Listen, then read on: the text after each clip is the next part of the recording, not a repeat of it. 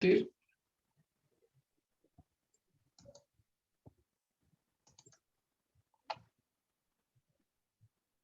Mm.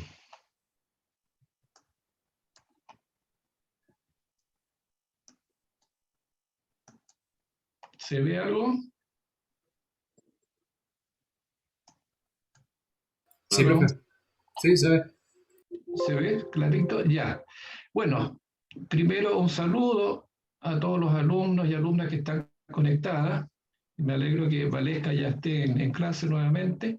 Lo que vamos a ver hoy día es un poco sobre diseño y pruebas de generadores sincrónicos aplicados a centrales hidroeléctricas y en particular eh, cómo afecta ahora el diseño y las pruebas de los generadores al proyecto eléctrico y civil, hacer como una relación, ¿no es cierto?, de cada aspecto con el proyecto. Y son básicamente tres temas. Primero la parte de diseño con las normas aplicables, después las pruebas en fábrica y en sitio, y finalmente el transporte y el montaje en sitio de este tipo de equipo. En lo que es normas, vamos a ver una norma constructiva, que es la norma DIN, y vamos a ver que los tipos constructivos que se usan en el sistema nacional es el W41 y el W42.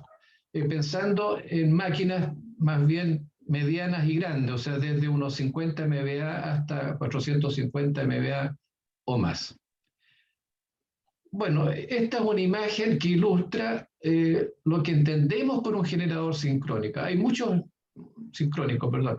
Hay muchas imágenes, pero bueno, encontré esta porque está acá como abierta la figura y se pueden ver algunas piezas mayores, como por ejemplo esta pieza superior que está acá, esto que está aquí, es la araña o cruceta superior. Esta es una pieza importante porque en esta pieza se fija el descanso guía superior, que es esto que estoy mostrando, o bien un descanso de empuje y guía. El descanso de empuje es el que soporta todo el peso de la masa rotatoria, entiéndase rotor más rodete turbina. Entonces aquí ya tenemos una pieza importante, la cruceta o la araña superior. Después, siguiendo hacia abajo, nos vamos a encontrar con el estator, que es esta pieza que está gris acá, y que en su periferia están los enfriadores, que son estos que están acá. Normalmente una máquina tiene del orden de 6 a 8 enfriadores dependiendo de su potencia. Después, si seguimos más abajo, nos vamos a encontrar con una araña o cruceta inferior, algo muy parecido, por no decir casi igual a esta de arriba, pero puesta acá abajo y sobre otro apoyo, sobre otro macizo de la fundación. Por supuesto que vamos a tener un eje, que es este que está acá, un eje que parte arriba, donde está el domo de la máquina, esto se conoce como domo de la máquina, y finalmente se acopla al rotor y en el otro extremo del eje se acopla a la turbina que está más abajo.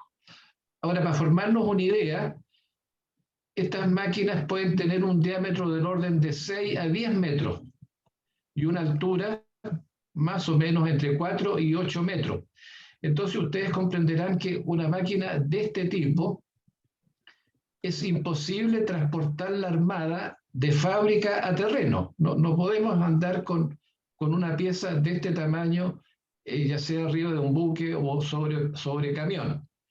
Por eso que se envía por partes, se envía sin armar. El armado se hace en sitio y las pruebas en fábrica también se hacen por partes. En fábrica tampoco se arma esta máquina porque son tamaños muy grandes. Máquinas pequeñitas tal vez se podrían armar y probar en fábrica, pero este tipo de máquina que estamos viendo es imposible armarlo en fábrica, todo viene por parte. En definitiva, ¿cuándo se sabe cómo es esta máquina en sitio una vez que está armada? Ese es un poco la enseñanza o el mensaje que les estoy enviando. Ahora bien, dependiendo de la ubicación de estos descansos, descanso guía superior y descanso inferior y descanso empuje también y guía combinado, se definen de acuerdo a una norma, que esta que está acá, la norma DIN de Alemania, unos códigos que van desde la W1 hasta la W8, con las diferentes ubicaciones que puede tener el descanso guía y el descanso guía superior e inferior. rápidamente, si vemos esta primera lámina, que es un W1, si ustedes ven, esto que está acá es el rotor, lo que estoy mostrando. Esto es el eje, y lo que está sobre este macizo, aquí hay un pequeño macizo acá arriba, es el estator.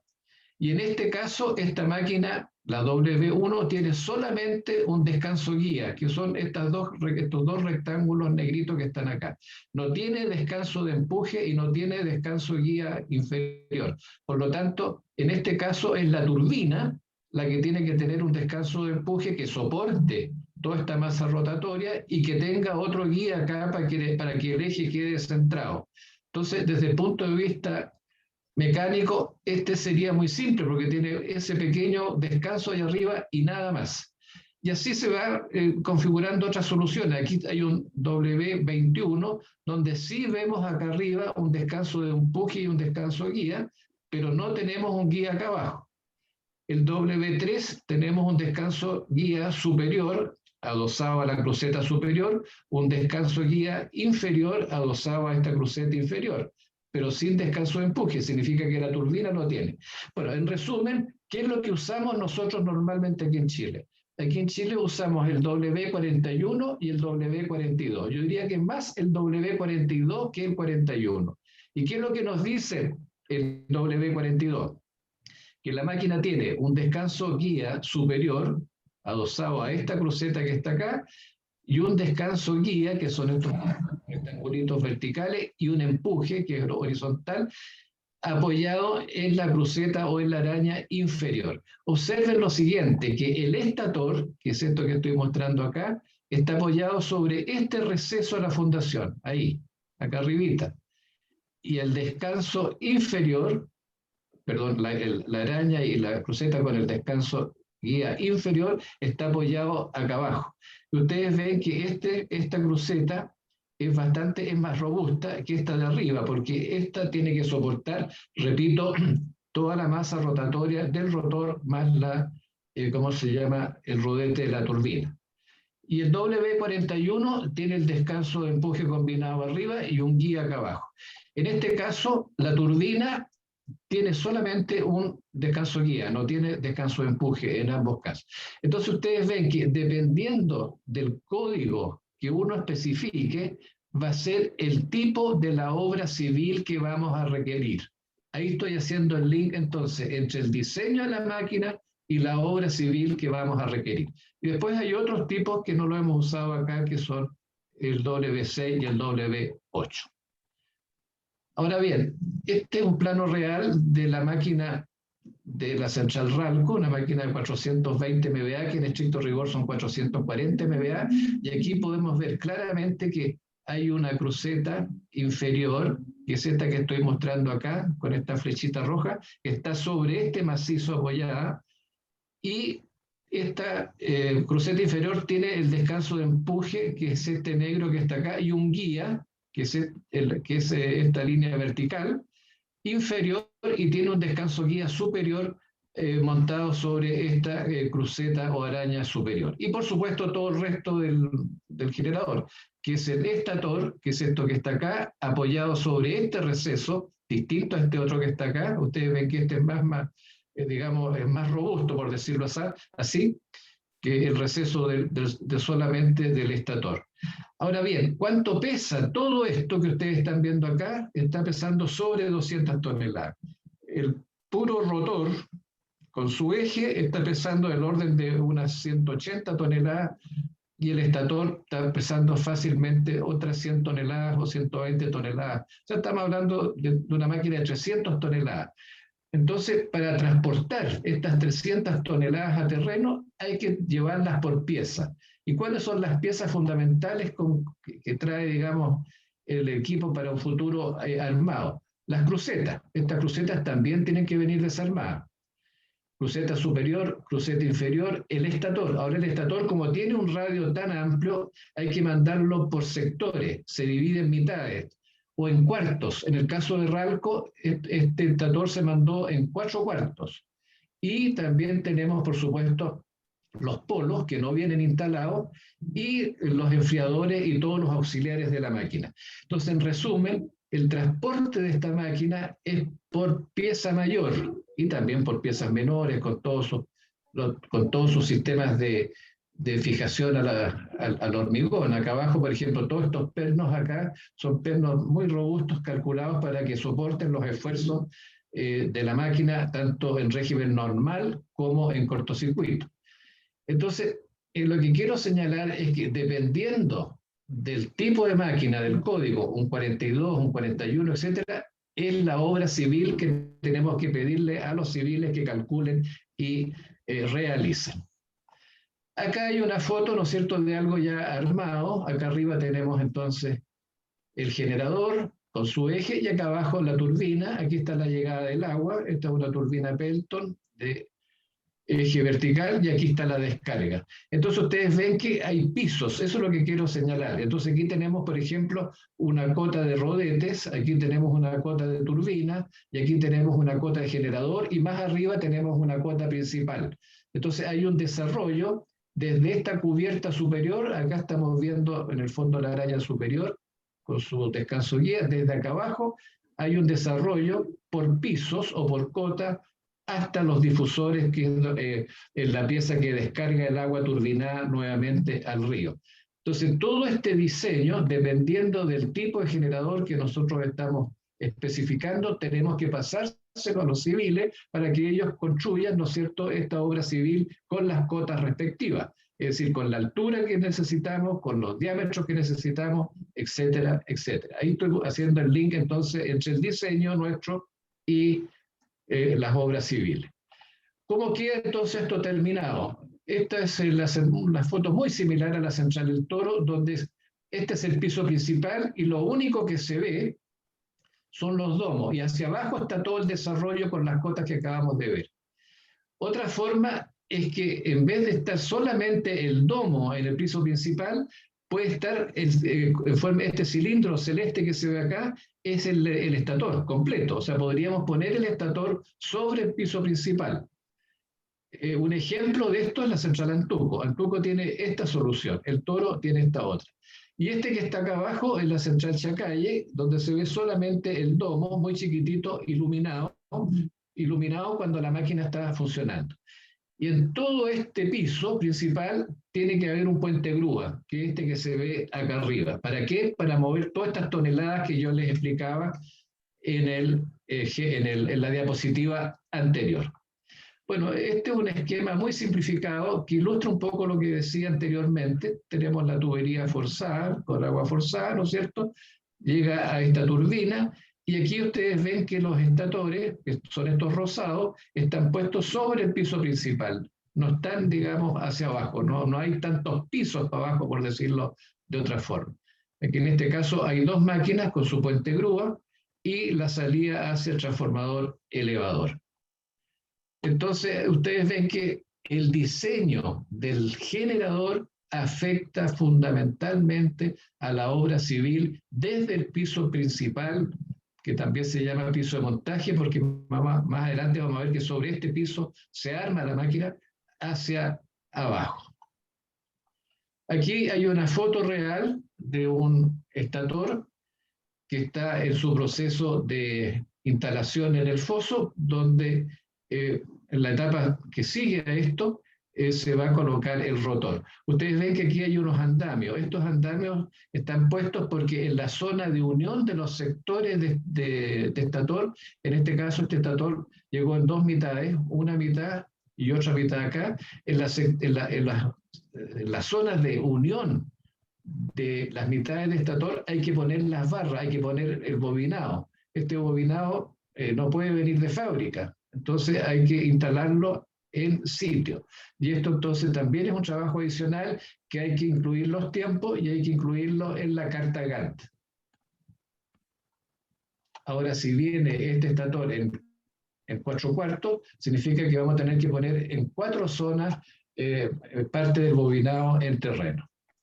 Bueno, algunas piezas del estator, para entenderlo un poquito mejor, aquí hay una foto donde se ven ya las barras instaladas.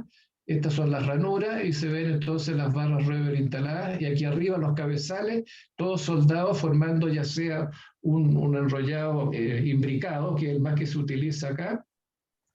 Y más abajo vamos a ver una foto con el apriete de este núcleo. Piensen ustedes que el núcleo está compuesto por chapas magnéticas y este es un perno pasado que aprieta entonces todo el núcleo de la máquina. Otra pieza importante que viene aparte son los polos, y esta es una sección de las barras que se llaman barras Röber, así se llaman. Esta barra es refrigerada por agua. Estas ranuras que ustedes ven acá en el cobre, se hace pasar agua para poder refrigerar entonces y sacarle más potencia a la máquina. En este otro solamente la refrigeración es por aire. Y estas barras son las que van insertas aquí en cada una de las ranuras del estator. Aquí también hay fotos que muestran lo mismo. Partamos por, estas son las láminas, este es el laminado núcleo, aquí quedan las ranuras, y aquí entonces se colocan estas barras Röber, una inferior y otra superior, y acá en estas ranuras, tal vez en esta foto se ve mejor, aquí en estas ranuras se van colocando entonces las barras y se van soldando los cabezales superiores e inferiores para formar todo el bobinado. Y aquí hay una vista por la parte exterior del estator, donde se ven los ductos de ventilación. Ustedes ven que hay unos paquetes de chapa y después viene un ducto de ventilación, paquete de chapa, ducto de ventilación y así para abajo. Estos ductos de ventilación están calculados, por supuesto, para que la máquina se ventile adecuadamente y la temperatura del núcleo, la elevación de la temperatura del núcleo no exceda los 50 grados Celsius. Y acá abajo hay una vista de cómo es la carcasa, la parte, hablemos así, soporte de todo el núcleo. Entonces ustedes ven que el diseño de estas máquinas no es simple. De hecho, acá en Chile no tenemos fábricas que puedan entregar un producto de esta naturaleza. Y aquí puse esta lámina muy simple, solamente para señalar que el generador sincrónico consta del estator, que es una parte importante que viene normalmente, repito, en mitades o en cuartos, el polo, otra pieza importante, y el sistema de excitación, que es otro equipo importante, que es el que alimenta con corriente continua al rotor. Ahora, ¿por qué se llama generador síncrono? Eso tienen que recordarlo de sus cursos, es porque el campo del rotor, este campo del rotor, con el campo del estator, están sincronizados a una velocidad que se llama velocidad síncrona. Y en el caso nuestro, la velocidad son los 50 Hz. Fuera de los 50 Hz, la máquina no genera o no tiene torque en el caso que sea motor. Lo vamos a ver también un poquito de eso adelante. ¿Cuáles son las pruebas FAT ahora? Las pruebas en fábrica y pruebas en sitio. Bueno, aquí es un resumen. En fábrica podríamos tener el equipo, la máquina 100% armada, siempre que sea muy pequeñita la máquina y con un foso de prueba y con una máquina motriz. Conozco una sola fábrica que tiene esta posibilidad, que es la General Electric en España, que está en Bilbao. Pero para máquinas muy pequeñitas, estamos hablando de máquinas de 5 megawatts, 8 o 10 megawatts como máximo. Pero ya una de 50, de 100, no la podemos probar armada. Tiene que enviarse por partes y probarse entonces en fábrica por partes. Entonces se prueban las barras, se prueban los bobinados, etcétera, los polos, y cada una de estas piezas después es embalada y despachada a sitio. Y en sitio hay dos tipos de pruebas: las pruebas de montaje, que se van haciendo paso a paso en la medida en que el generador se va armando, ya vamos a ver unas diapositivas de aquello, y una vez que está totalmente armado, se hace lo que se conoce las pruebas de puesta en servicio. Y ahí hay tres etapas: primero hay pruebas en seco, después pruebas con agua, y después ya la máquina sincronizada al sistema eléctrico nacional. En esta presentación vamos a ver un poquito nomás de las pruebas de partes mayores en fábrica y un poquito de pruebas en sitio. Es imposible por razones de tiempo abarcar, digamos, todo lo que está en esta diapositiva. Bueno, acá está, ¿no es cierto? Las pruebas en fábrica son para verificar cumplimiento de normas y especificaciones del cliente de los componentes principales. No tenemos la máquina armada aquí, solamente los componentes. ¿Cuáles son?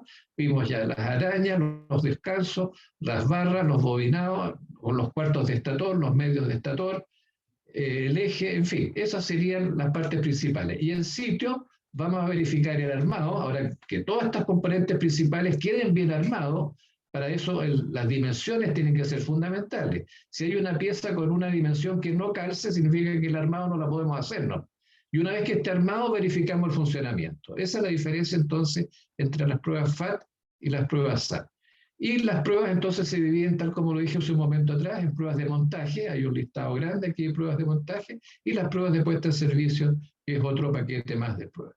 Bueno, aquí tenemos una prueba de magnetización del núcleo en fábrica. Esta prueba consiste en hacerle, en generar una inducción de un Tesla en el núcleo de este estator. Para eso lo que se hace es un bobinado, se colocan unas espiras, que es un cable aislado, unas espiras que van rodeando entonces todo el estator, y después al circular corriente, ¿no es cierto?, por este enrollado, se genera, por supuesto, una inducción en el núcleo. El circuito de prueba es este que está acá. Este es el núcleo, que es un toroide en el fondo, este que está acá, aquí, este es el toroide, el núcleo, y aquí hay una fuente de alimentación. Entonces, ¿cuál es el cálculo que tenemos que hacer? El cálculo que se hace es primero calcular el número de vueltas que tenemos que poner acá para llegar entonces con una inducción de un Tesla en el núcleo, o 1,5 Tesla según se especifique. Ese es un cálculo. El segundo cálculo que tenemos que hacer es cuál es el volt por espira. Tenemos que calcular cuántos son los volt por espira, después colocar acá los instrumentos de medida, que son un ampérmetro, voltmetro y un wattmetro, y con esa información hacer las medidas respectivas, que consisten en determinar, aquí estamos viendo con un equipo de termovisión, cuáles son los puntos calientes, si hay puntos calientes aquí en el núcleo. Si hay un punto caliente, significa que las chapas magnéticas están en cortocircuito, significa que quedó mal aislada una de las chapas, y eso hay que repararlo. Y lo otro que se verifica también es el apriete del núcleo, porque aquí, una vez que estamos con una inducción de un Tesla 1,5, todo esto vibra muy fuerte, y es muy posible que se nos suelte entonces algunos de los pernos de apriete que vimos en la diapositiva anterior. Entonces, esta es una prueba que requiere al menos unos 200, 300, hasta 500 kVA de potencia para poder llegar con un Tesla de inducción. Esta es otra prueba, que es verificar las barras, que se conocen como barras Röber, porque la persona que las patentó es un alemán de apellido Röber. Entonces, estas son barras. Esta parte que está con naranja va al aire, estos son los cabezales, y lo que está en recto va en el núcleo, digamos, en la ranura del núcleo. Una máquina como la de Ralco tiene alrededor de 3.000 barras de este tipo, y se prueban una por una. Y estas barras, repito, parte de estas barras se instalan en fábrica y otra parte de estas barras se instalan en sitios en las zonas de unión del estator. Todo eso tiene que considerarlo en la carta Gantt, porque son tiempos que se van agregando. Aquí se están haciendo las pruebas de alta voltaje a cada una de las barras, se le prueba efecto corona, factor de potencia y también dimensionamiento. La dimensión de esta barra tiene que ser muy precisa para que quepa en la ranura. Va una barra inferior y una barra superior. Aquí hay un chequeo de cada una de las chapas, cómo está la aislación y cómo está su grosor. Pruebas ahora de montaje en sitio. Tenemos montaje y pruebas en el foso. Bueno, esta es una foto de un estator que está en el patio de montaje, que es parte del piso principal. Entonces, cuando diseñemos una casa de máquinas, en el piso principal hay que considerar un área de montaje donde se pueda armar el estator, donde se pueda recibir el rotor, el eje, los polos, etc. Y después ir armando esas piezas para después ir instalándolas en el foso. Esto, por supuesto, que también hay que coordinarlo con la obra civil, de tal manera de que si el patio de montaje es muy pequeño, simplemente no podemos hacer el trabajo, es grave. Ahora bien, los puentes grúas entonces tienen que ser lo suficientemente precisos como para que un rotor, que está pesando 180 toneladas, calce acá abajo en el estator con una diferencia de milímetros nomás, que es el gap que hay entre el rotor y el estator. Trabajo de relojería. Aquí está una vista un poquito más grande donde se ven los polos y ya se ven los especialistas ahí chequeando la distancia, el gap entre los polos y el estator, que es esto que estoy mostrando acá abajo. Y esta es otra foto similar donde se ve el eje. Aquí ya está el eje y el rotor va a ser además instalado en el eje e instalado en el foso. Aquí hay entonces una doble precisión. Primero tenemos que llegar bien al eje y después llegar bien al foso. Ustedes comprenderán, y todo esto forma parte del montaje. Y para cada una de estas etapas hay pruebas y verificación. Bueno, aquí se ve ya el núcleo, el bobinado instalado. Son estas barras que están acá. Estos son los cabezales superiores que veíamos de color naranja en la foto anterior y cabezales inferiores. Y aquí hay una foto de un polo que está listo para ser instalado. Los polos se conectan en serie y constituyen, por supuesto, la inductancia de la máquina, la que uno dibuja como una inductancia. Aquí hay otra foto donde está el estator, no en el foso, sino que está sobre el piso principal, que es la otra solución, y estamos viendo cómo se inserta entonces, y aquí falta un polo. Fíjense que aquí no está colocándose esta pieza, este rotor, con un polo menos ahí, porque se va a colocar después. Justamente sirve para que aquí haya una mejor visión de cómo poner digamos, el rotor dentro del estator. Siempre en las máquinas hidráulicas los rotores son de polos salientes y las centrales térmicas son de polos lisos. Recuerden eso. Bueno, la secuencia de montaje, bien rápido. Este es el estator, ¿no es cierto?, que hay que poner en el foso, y este es el rotor que hay que poner dentro del estator una vez que el rotor esté en el foso.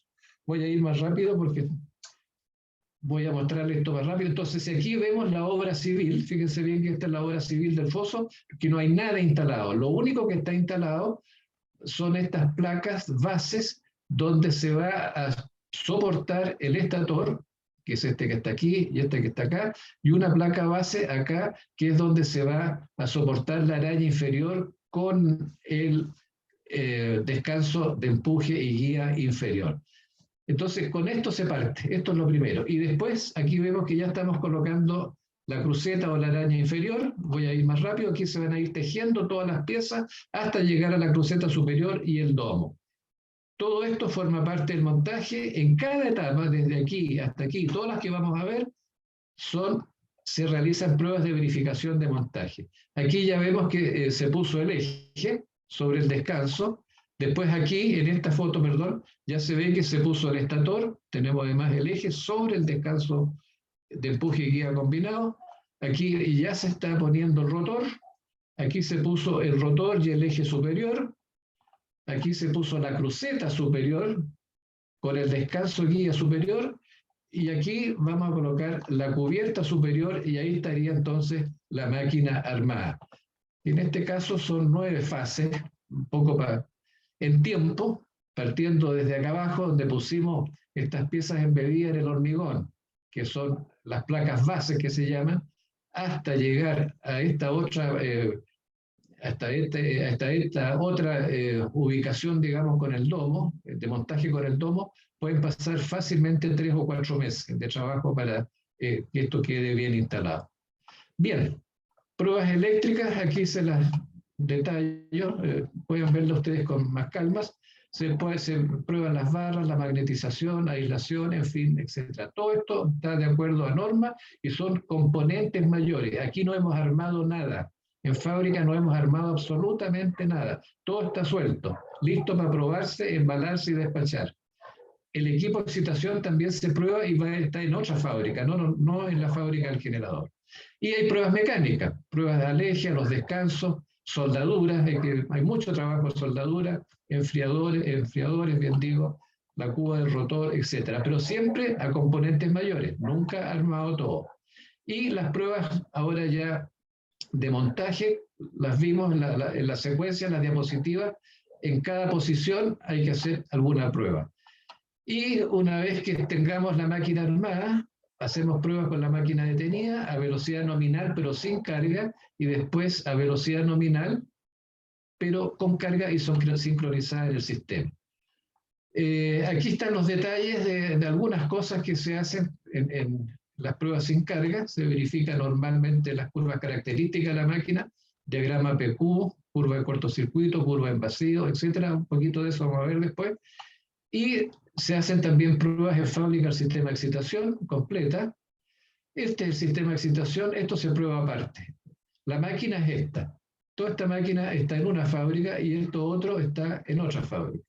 Y una de las pruebas que se le hace al sistema de excitación con la máquina es esta curva que ustedes tienen que haberla visto en sus cursos de conversión de energía, donde está la característica en vacío, la característica con carga y la característica en cortocircuito de la máquina. Acá abajo va la corriente de excitación y aquí va la tensión inducida.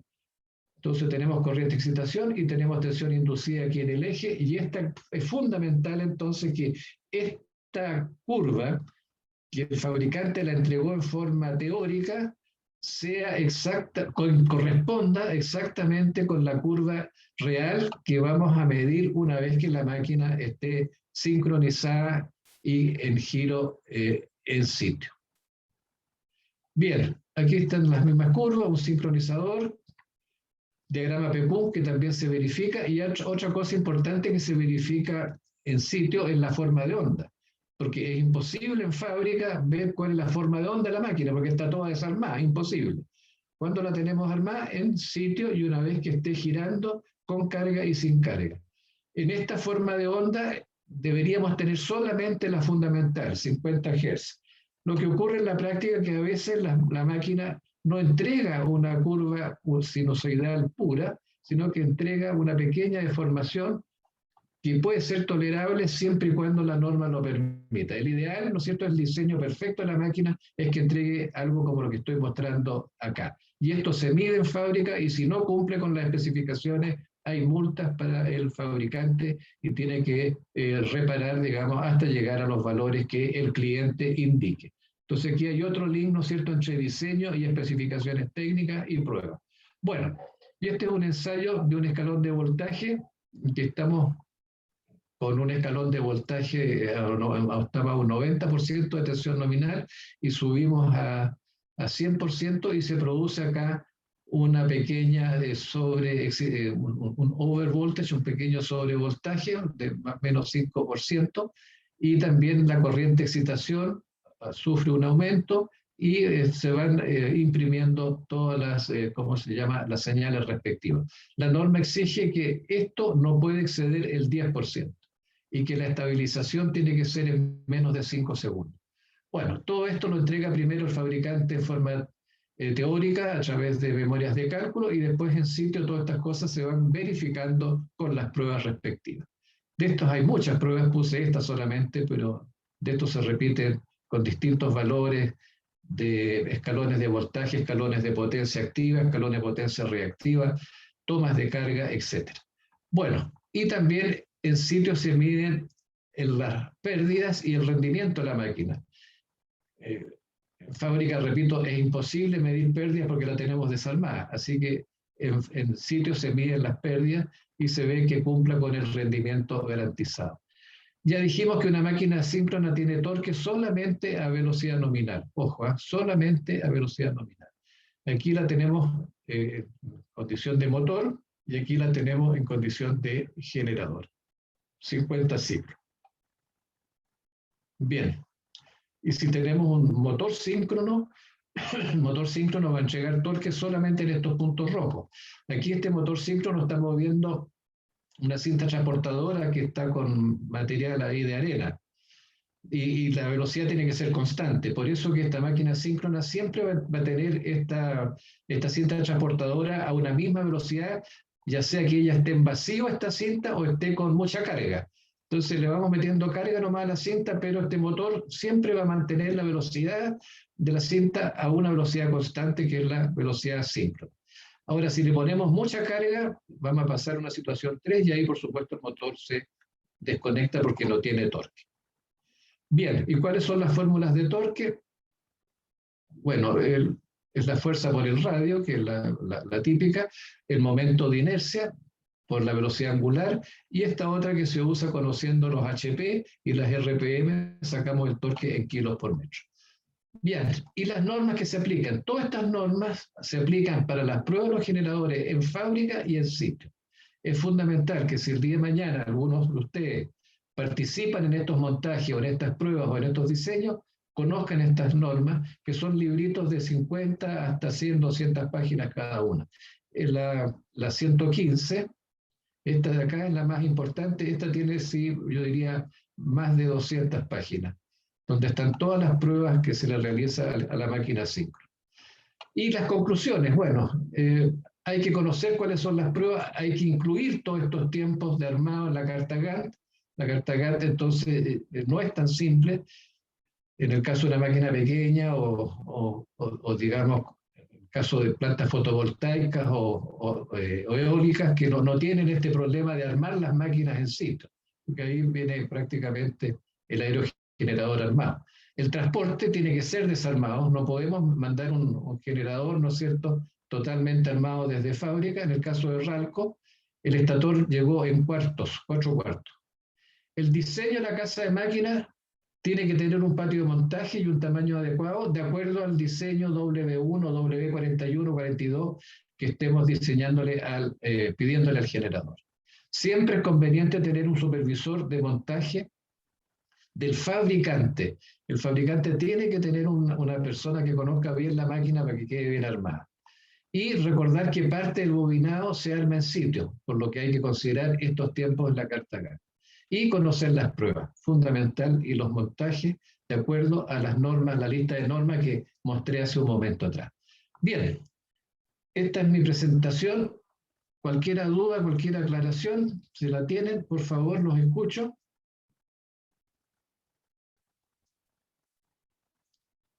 Orión, parece que no hay consultas. ¿Aló? ¿Me escuchan? ¿Aló? Sí, profe. Sí, escucha, El estaba profe se lo muteado, escucha. Arturo. Me estaba escuchando, ya. Entonces no hay consultas y te dejo para, voy a dejar de compartir pantalla para que presentes lo tuyo. ¿Ah? Ya, perfecto. Ya, voy a dejar de compartir. Lo primero, buenas tardes a todos. Buenas tardes. Vamos a partir con la presentación. Se me quedó pegado esto.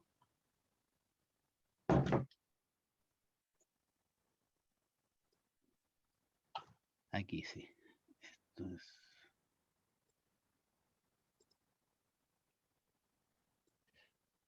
Bien, vamos a hablar un poco de algunas características de proyectos eléctricos mineros orientados hacia la ingeniería eléctrica, cómo participa en esto.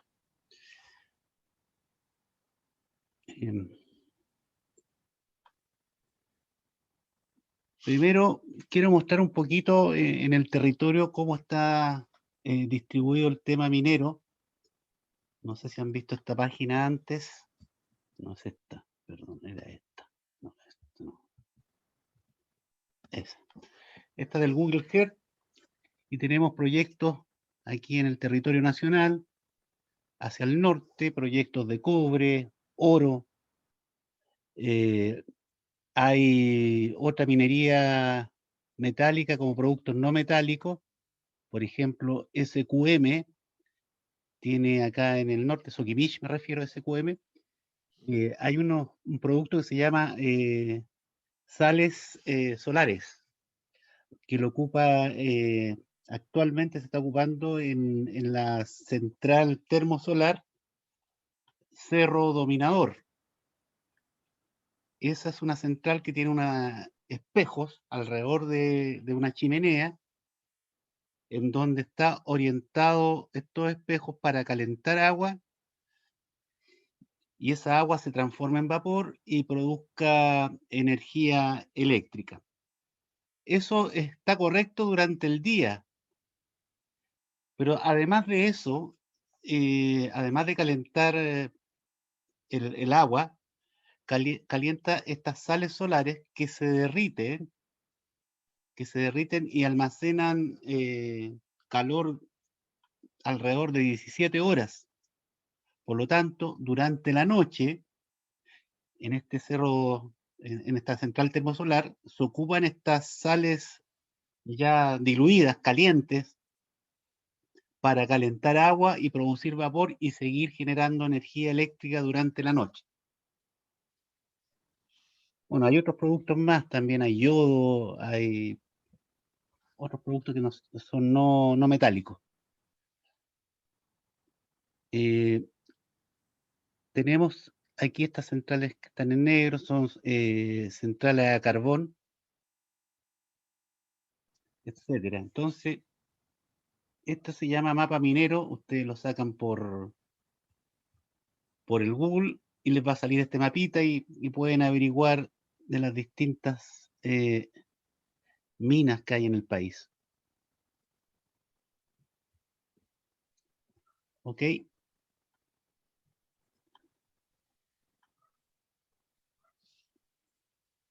Esto vamos a...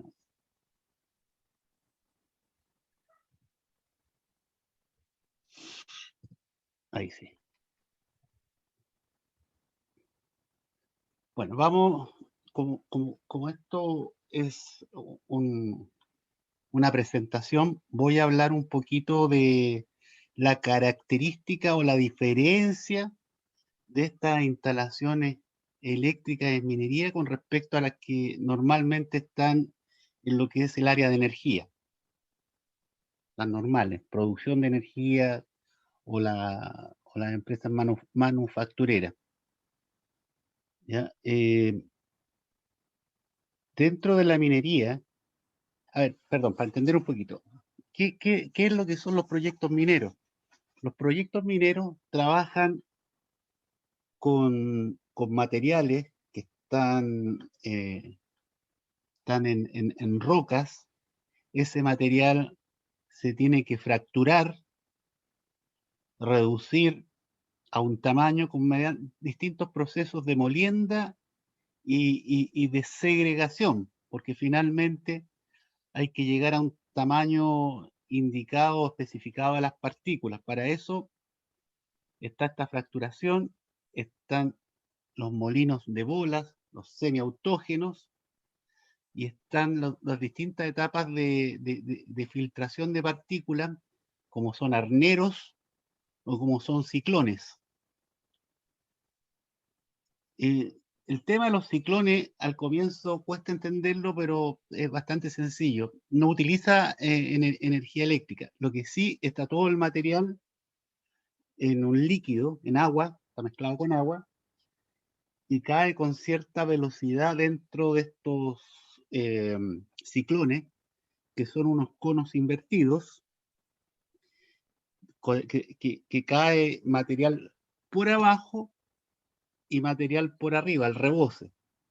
El material que cae por abajo es el material más grueso, ese es el relave, y por el reboce sale el material más liviano, y a ese material le llaman lamas.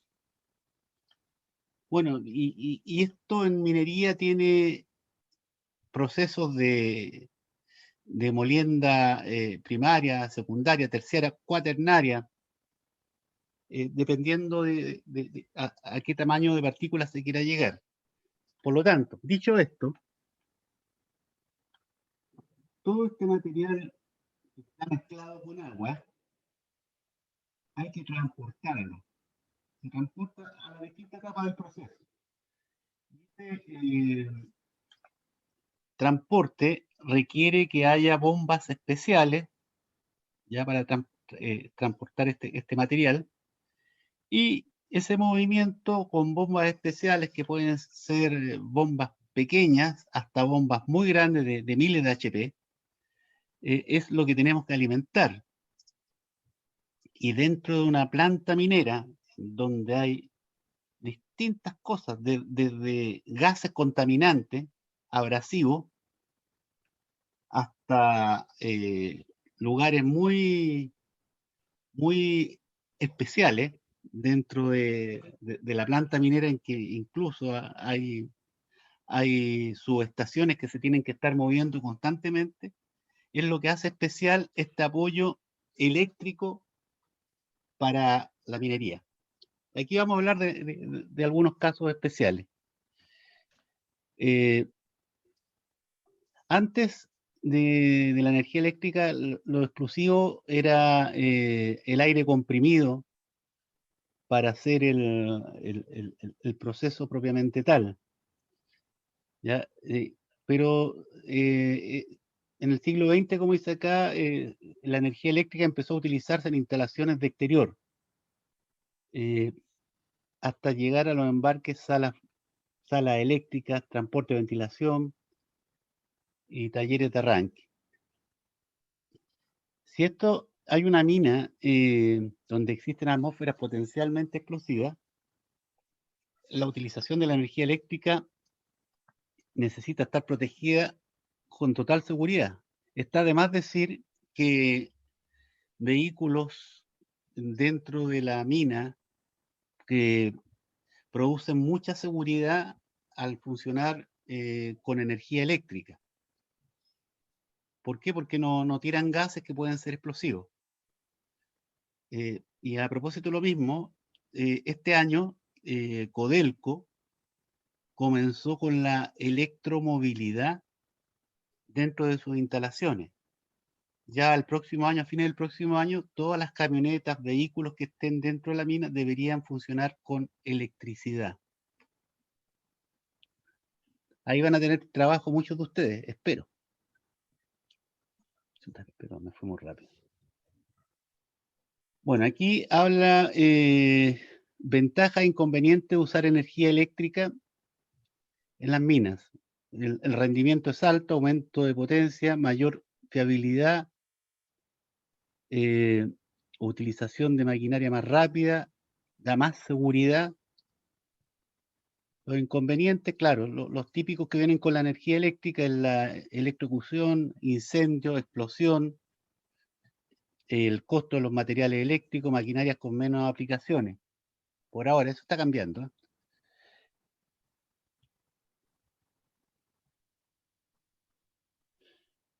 Aquí habla del riesgo de electrocución y los niveles peligrosos que no deben superarse dentro de la mina. ¿Ya? Hay componentes fisiológicos, trayecto a través del cuerpo, factores de la corriente eléctrica, tocar simultáneamente dos conductores diferentes, tocar un conductor, bueno, de dos conductores diferentes. Hay un caso que ocurrió en la facultad, en el departamento de ingeniería eléctrica, cuando yo era estudiante. Tenía un compañero, era profesor auxiliar de un curso de máquinas, y un día sábado estaba haciendo el taller, era de electrónica de potencia, ahora me acordé, y estaba haciendo una experiencia demostrativa con todos los equipos instalados, y habían dos osciloscopios, pero las tierras de los osciloscopios no eran la misma. Entonces él por error tocó las tierras, recibió una descarga pequeña eléctrica, que es la que más hace daño, le dio un paro después de unos minutos, no se pudo recuperar y lamentablemente falleció. Eso significa que ustedes, que los que tienen más conocimiento de esta área, como el caso de mi compañero, no deben confiarse nunca. Siempre en la confianza esa, por ser ingeniero eléctrico, está el peligro. Siempre hay que tomar las precauciones y todas las medidas.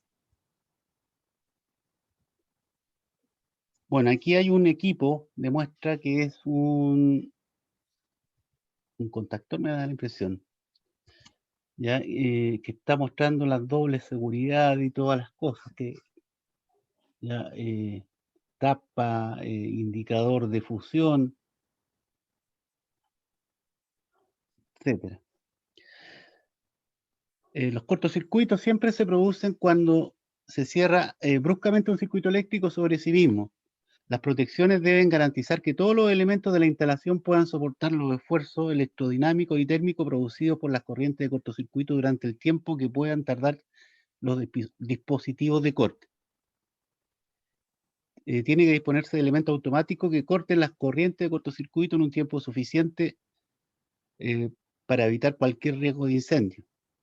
Por ejemplo, en atmósfera contaminada que hay en la minería,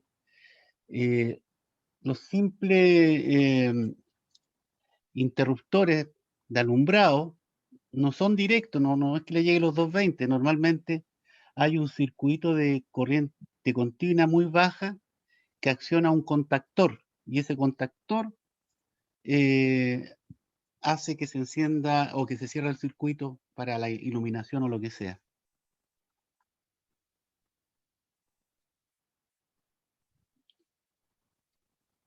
Lo otro que es importante, que van a ver mucho en minería, el conductor blindado o conductor armado.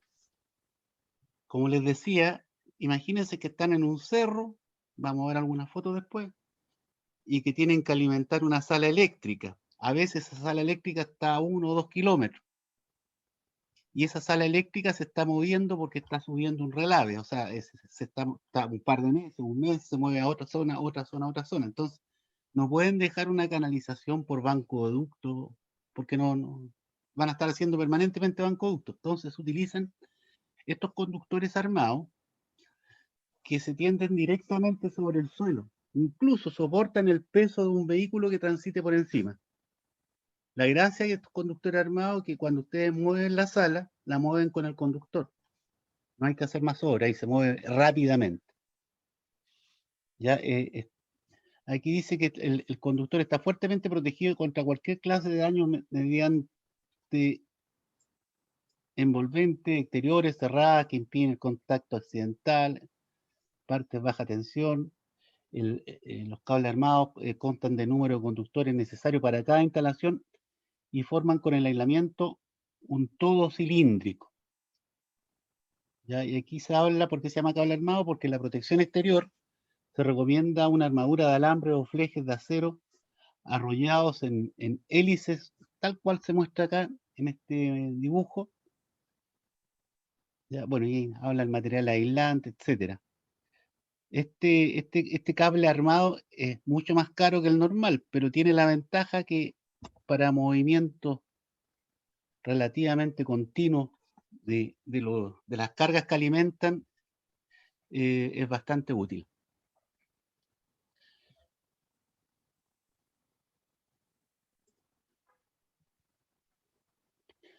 Aquí tenemos cables rígidos armados, que es para las instalaciones fijas, y cables flexibles armados, es el que se alimentan máquinas y aparatos fijos y móviles. Y los otros son los flexibles, que alimentan máquinas que se mueven continuamente. ¿Ya? Entonces, este tipo de cable, como les repito, la gracia es que se tienden directamente sobre la superficie del suelo.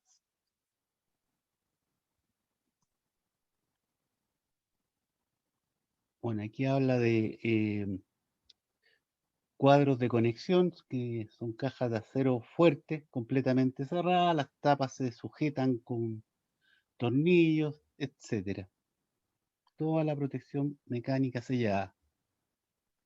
Delante estaba viendo una hoja de datos del motor de una bomba para la minera Las Tórtolas, o sea, sector Las Tórtolas, Anglo American, en que era una bomba de 500 HP, que va con el motor de 500 HP, una bomba que está instalada a la intemperie en una parte al lado de una planta de bombeo o estación de bombeo.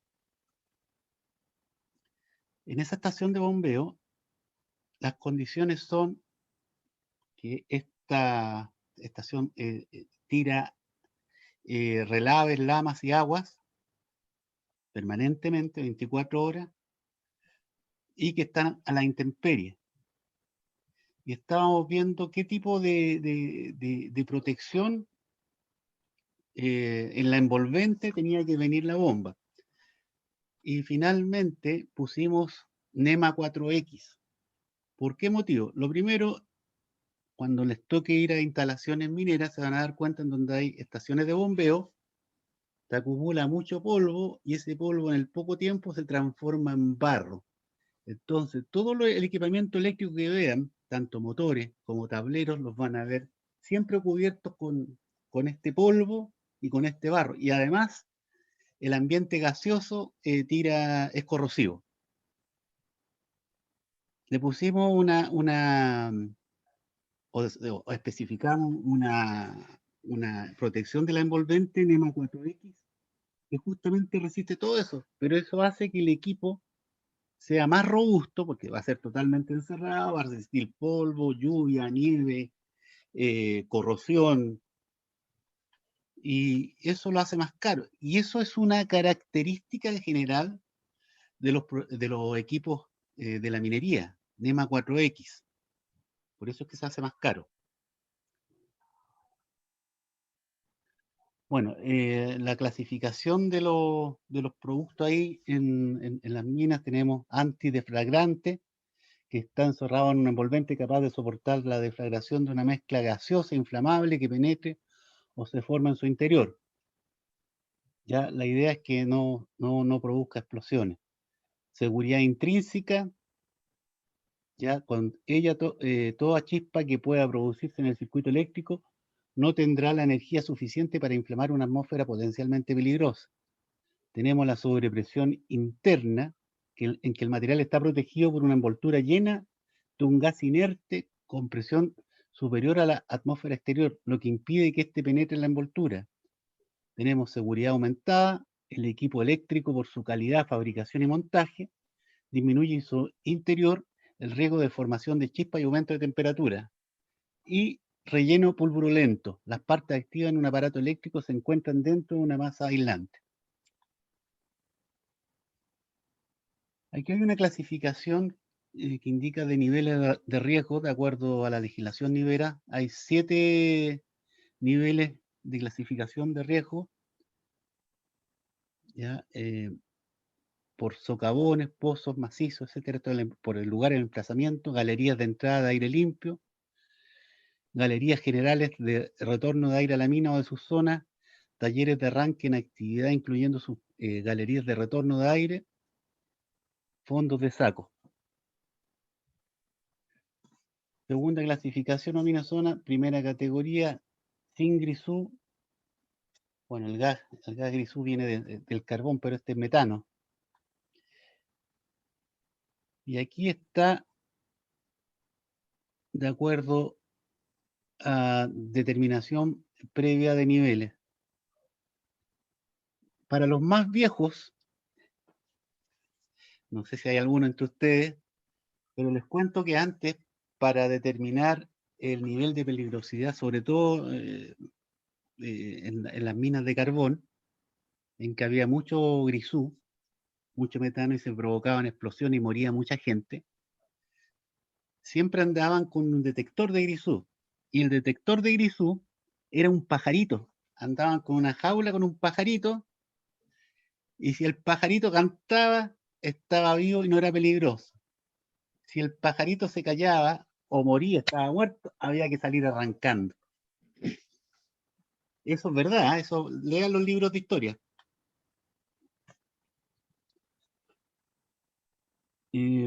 Los modos de protección. Según el nivel de peligrosidad, bueno, aquí hay toda una descripción de la seguridad minera. Hay una legislación al respecto nacional, pero también las minas tienen sus propios métodos que están por sobre esa legislación, es decir, que son más seguros o más exagerados. Porque acuérdense que en general el tema de las minas, a diferencia de la otra industria, el tema de la seguridad es fundamental, es fundamental. Un gerente, un técnico, un ingeniero, el gerente general no tiene autoridad sobre el prevencionista de riesgos.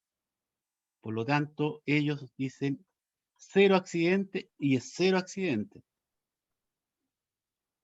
Para eso, muchos de los trabajos técnicos se hacen más lentos. Por ejemplo, para subir a la mina, tienen que tener un permiso especial. Incluso ahora, hoy día, con el tema del COVID, hay que hacerse un test PCR 48 horas antes de subir. Y arriba tienen que ir con todo el tema de EPP, y a las instalaciones tienen que ir con un supervisor. entre otras cosas. Hay un plan invierno. Bueno, y quería mostrar acá algunas guías.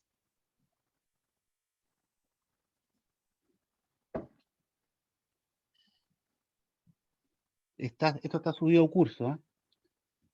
Para que se entretengan con instalación y mantención de sistemas eléctricos. Aquí están los equipos. Esto hay que leerlo porque es diferente a lo que usualmente se emplea. ¿Ya? No lo vamos a repasar ahora. Quiero ver. Esto es una memoria, pero que lo muestra con más detalle. No, yo voy a mostrar fotos, voy a ir a lo más simple. Por ejemplo, dentro de los equipos especiales que van a ver en minería, aquí tenemos un banco de ductos. Están mostradas las dimensiones y están los ductos que están instalados. Y este banco de ductos es un banco de ductos reforzado. ¿Qué significa? Lleva cemento y lleva fierro. Si es un banco de ducto normal, es H10. Si o sea, se especifica como H10. El H dice la cantidad de fierro que lleva.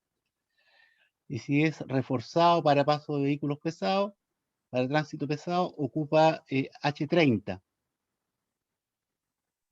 Dentro de la normativa nacional que conversa con esto, o sea, la normativa minera conversa con la normativa nacional, en un banco de ducto siempre tiene que tener una cinta señalizadora, que aquí abajo hay un banco de ducto, una cinta roja.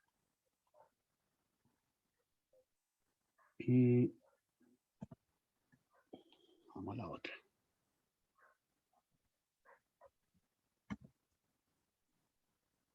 Aquí está. Escalerillas. Ustedes deben haber visto probablemente escalerillas que son de 30, 60 centímetros. Y las escalerillas normales son de 3 metros de largo, las que venden en todos lados, las que se ocupan en la industria. Pero aquí en minería están hablando, esta de 3 metros, sí. La instalación es cada 1,5 metros, la conexión del cable de tierra que va al costado de la escalerilla. Y normalmente la escalerilla va en estos soportes. Aquí hay un murito de una canaleta. Van estos soportes en donde se fijan estas escalerillas y van a 30 centímetros de distancia entre sí, este rack de escalerilla. Y aquí tenemos una línea de media tensión que la pueden ver, va subiendo un cerrito. Y aquí está el rack de escalerillas. Si se fijan, este rack va sujeto al suelo. Menciono esto porque no está el detalle acá, pero en minería, cuando ustedes tienen un rack de escalerillas a la vista, ese rack de escalerillas, la legislación, la norma, dice que el rack no puede estar sin proteger al rack propiamente tal, es decir, que impidan que se acerquen las personas. Para eso la norma exige un cerco que aísle ese rack de escalerillas por lo menos a 1 metro, de tal forma que nadie se pueda acercar, ni accidentarse, ni nada de eso.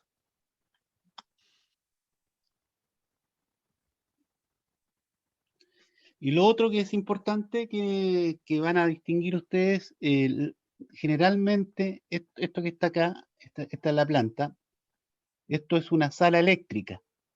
Esto que está acá afuera es el aire acondicionado de la sala eléctrica y adentro hay switchgear de media tensión a este lado, hay centro de control de motores a ambos lados, hay de media tensión, de baja tensión, además tiene tableros, variadores de frecuencia o partidores suaves, etcétera. Pero la característica de esta sala es que es una sala prefabricada que va en unos pollos de hormigón de 2 metros de alto.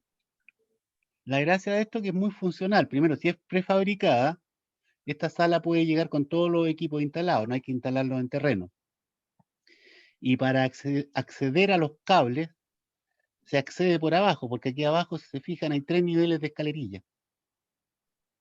Se accede por abajo, se llega a los equipos. Se sale por acá mismo y se llega a los equipos que van a accionar. Bueno, aquí puse un detalle del dado de hormigón del banco de ductos. Cada uno de estos son ductos, creo que son de, no sale acá, 4 pulgadas parece. Y aquí está la foto, o el detalle que quería mostrar. Aquí está subiendo el rack de escalerillas y va a ingresar a este banco de ductos, aquí arriba. Este rack de escalerillas va a la vista. Por lo tanto, tiene que tener la protección a ambos lados para evitar el acceso a personas. Y aquí una foto que encontré de una sala eléctrica del teniente, sala que la hizo Rolec, está por la parte de atrás. Aquí está el pollo de hormigón de 2 metros. Por aquí abajo ya vamos a ver una foto, hay rack de escalerillas que hacen que los cables ingresen acá.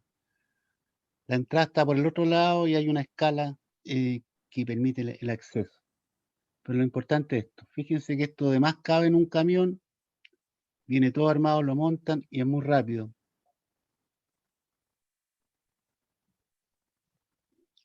Y aquí tomé otra escalera, aquí arriba hay ¿cómo se llama? Una sala eléctrica de 30 metros de largo del teniente. Y aquí están montando los racks de escalerilla.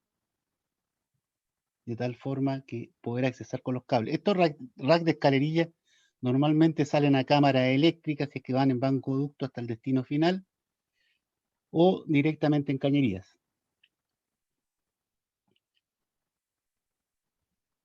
No sé si hay alguna consulta.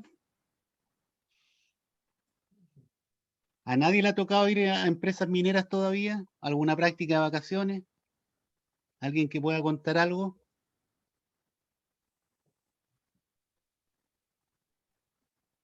Bueno, les va a tocar y lo que sí puedo decir que la empresa minera es lo que mueve el país, básicamente, y sobre todo en este periodo de pandemia, en que mucha gente, o no mucha gente, no lo digamos así, sino en que ha disminuido la actividad laboral en muchas actividades, pero en la empresa minera no. En la empresa minera trabajamos más que antes. Hoy día hay harto trabajo y va a continuar así, siempre ha sido así. Así que muchos de ustedes van a caer en esta área, probablemente. ¿Hay alguna consulta, caballeros? ¿Algo más que quieran saber de la empresa minera que podría aclarar?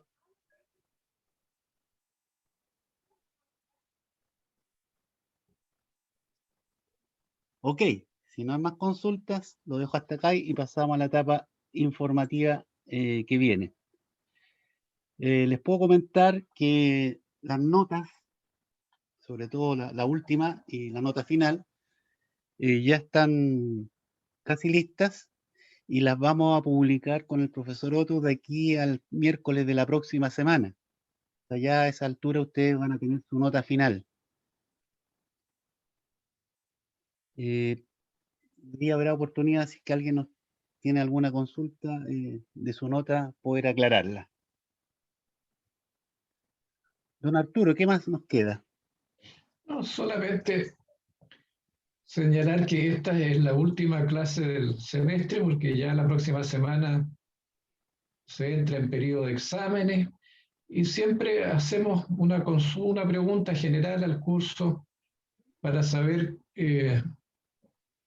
cómo lo encuentran, qué sugerencias tienen, cuál es la experiencia que se ha ganado o no se ha ganado con este curso. Algo general, les ofrezco la palabra para que se expresen.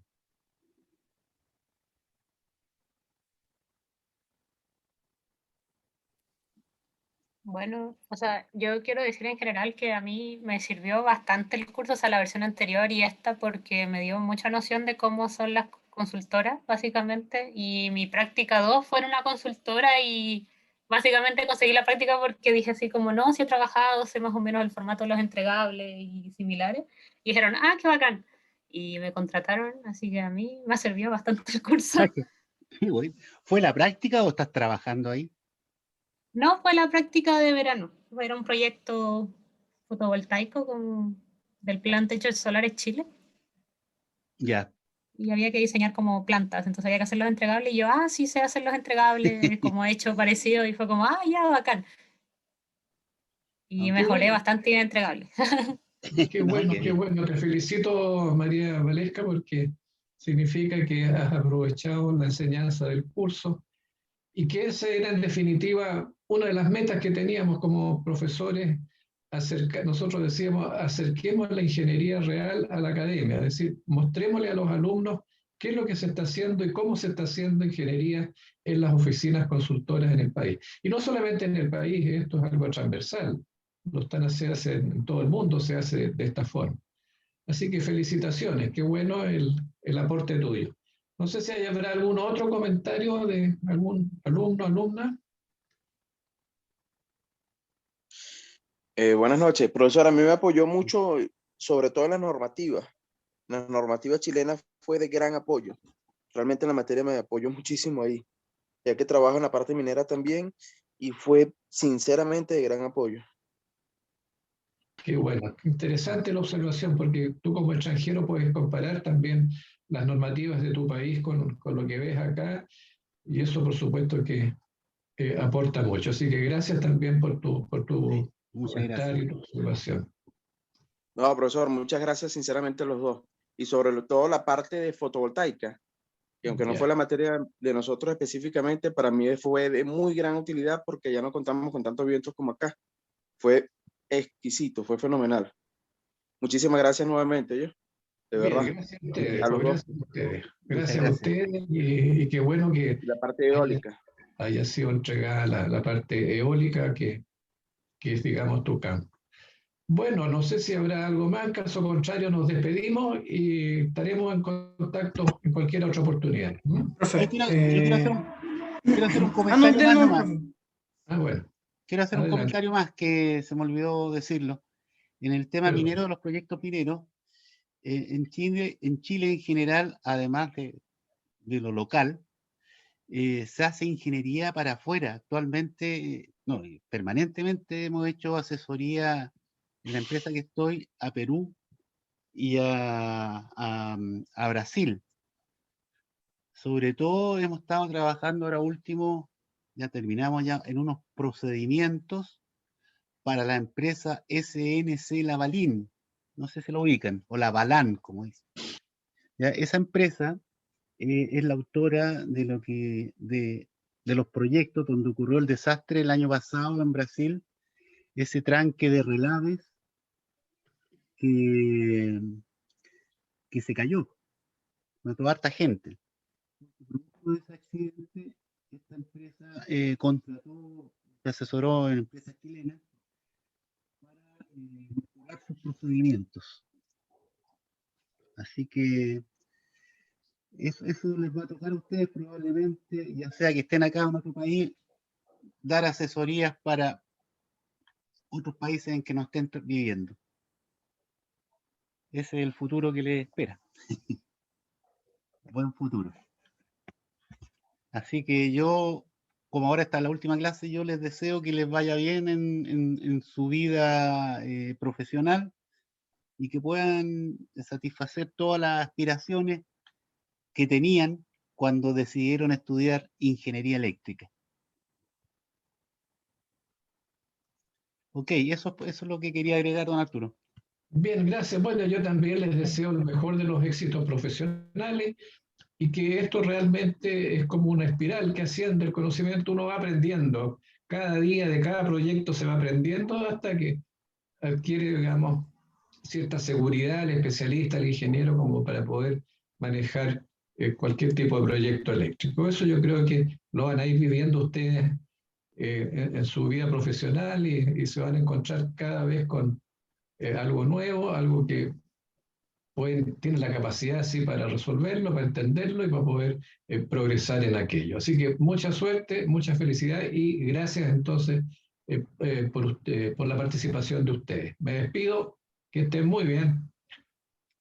Listo, también- gracias, profesor Oriol. Gracias, profesor Otto. Bien, gracias Ya. entonces. Profesor Arturo.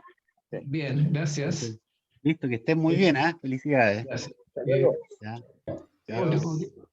Oriol, antes de terminar, no sé si pudiste ver el OneDrive. Era para ver No. la protección de raíz, es para ver cómo se ve la protección de raíz en ese proyecto. Nada más que para eso. Bueno, si tienes tiempo. Sí, sí, velo. lo conversamos antes de las 4 el día viernes. Claro, ahí lo conversamos y ver si me puedo encontrar con esa información. ¿Ah? Ya, perfecto. Ya, estamos en contacto para cualquier cosa. Caso contrario, el viernes a las 4. ¿Ah? Ok, listo. Ok, Que listo. esté muy bien. Dejo de Ya. compartir. Ya, gracias. Ya. Chao, chao.